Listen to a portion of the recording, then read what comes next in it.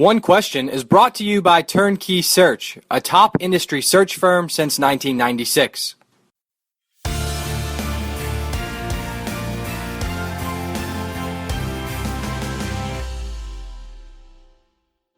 Jon Wilner of the San Jose Mercury News has been covering the financial situation out at Cal Berkeley now for a couple of days, all of which have been included in D1 Ticker, but have a chance to catch up with Jon and want to recap the situation and then also ask a couple questions about how the Golden Bears go forward. So, Jon, if you'll just lead us off, of course, your most recent piece, which came out yesterday, took a long, hard look at where the debt service facility-wise is going to be over the next 3 years, how that impacts Cal's overall bottom line, some leadership movement that has potentially negatively impacted this situation. Of course, the marketing aspect of athletics and what it brings to the institution and the role the university could play in paying down some of this debt. So if you'll lead us off with just an overview. It's a messy situation. It's complicated. There's a lot of dynamics going on. I guess the main one is that Cal is facing 20 million, give or take, deficit in this past fiscal year, this current fiscal year, and in 2018, that's probably going to get whittled down to 10 to 15 million. But this is unsustainable over time against the backdrop of a campus-wide deficit that is in the over $100 million. So the chancellor, who was the chancellor at the time, but now is the outgoing chancellor, Nicholas Dirks, commissioned last summer a task force to evaluate the future size and scope of the athletic department. That was the phrase he used in his charge letter, size and scope, which is basically, do they cut sports? Cal has 30 sports, which is by far the most of any public school in the Pac-12, and I would imagine it is in the very top among public universities in the country, certainly in the very top tier. And it is difficult to envision how they can sustain 30 sports with rising costs, with limited help from central campus, and with the elephant in the room, which is the debt service they have on their new stadium, their renovated stadium and training center. $18 million per year in interest-only payments, which are currently on the athletic department's budget.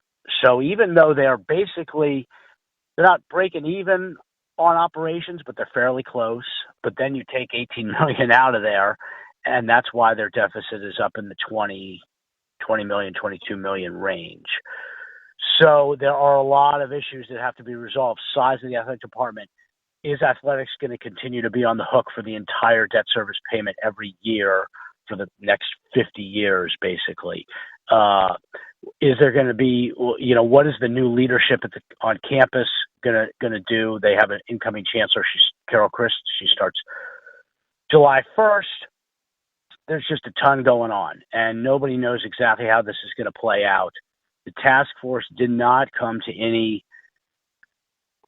firm recommendation on the size of the athletic department. They did not say you need to cut sports. They laid out a couple of recommendations, foremost of which is hiring an outside consulting firm to take a hard look at finances, a hard look at best practices with like schools.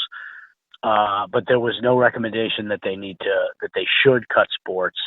So now basically the can has been kicked to the incoming chancellor, who, like I said, starts next month. You noted in your piece yesterday, Jon, this comment from Robert O'Donnell, who's on the task force. He's the co-chair. He's also a trustee of the university. And he says, quote, "It's amazing how difficult it is to take costs out of that operation being athletics, of course. Even if you cut from 30 sports to 14, which is gutting the program, you're only saving 9 or 10% of the budget." Given that O'Donnell is a trustee and a co-chair, do you get the sense that comment specifically could bode well for keeping an entire portfolio of the athletic department's sporting programs? Well, I think he probably would be in favor of keeping all 30, and I think that there's a pretty good, pretty sizable constituency, some of which are very influential donors, that would like to see them keep all 30 for a variety of reasons. Either they have personal, emotional ties to some of the Olympic sports, or it's a sense of pride in having such a broad-based program and being excellent at some of those sports. But there's also, Cal is a different place, and there's also a sizable percentage of the faculty that would just assume they detonate football, go to D3, and be MIT. So they really have two, and this is the story of the University of California athletics, two competing forces locked in combat over the course of decades. Faculty that do not care, that are very powerful and do not care about athletics, and the athletic side of things, which is a source of pride, a source of revenue, and has such an important part of the campus culture. And those two viewpoints are just locked in mortal combat. And I'm not sure how it's going to end, but that's the basic dynamic at the University of California. And it's not really like its sister school, UCLA. It's not really like Michigan or Texas, because places like those, the big public schools with good academic reputations, I don't think they have as powerful and sizable voice of faculty that just don't care at all about major college athletics. And what do you make of the institutional deficit? And we should also probably throw into this bucket the state deficit and the decrease in higher education funding that's coming from state coffers that we can read plenty about in the news, and we have. How do you weigh that? Yeah, I mean, the vice just gets tighter and tighter, and I mean, I don't think anybody is expecting a parachute from the state. And certainly when tuition goes up, so does the cost of scholarships. So that's a problem for athletics. The institution itself had a $150 million deficit last year. They've cut about $40 million out.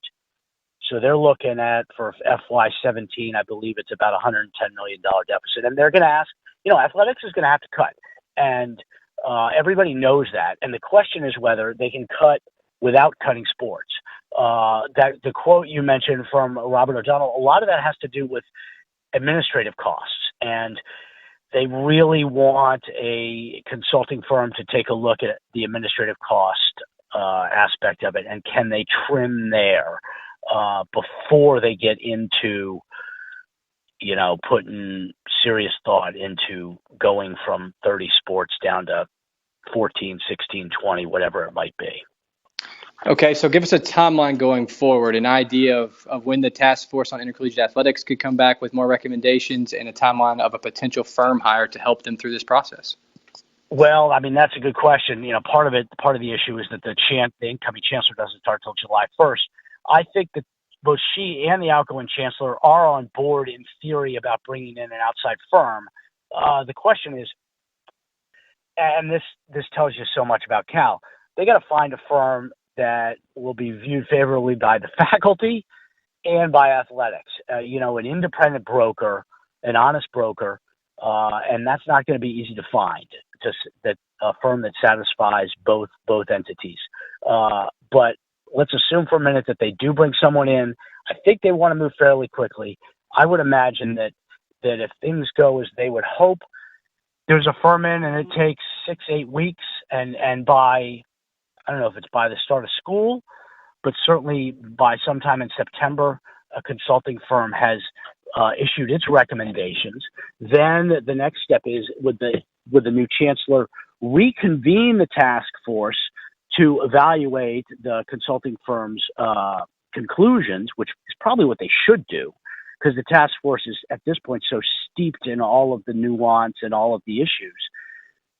And then we're now mid-fall, say, and the debate is over what the task force ultimately recommends based on the consulting firm, and it's just it's faculty screaming for one thing and athletic supporters screaming for another, and I think it's all part of what makes Cal fascinating and fabulous and frustrating. There just are very few, if any, schools that are caught in that Mortal Kombat, so to speak.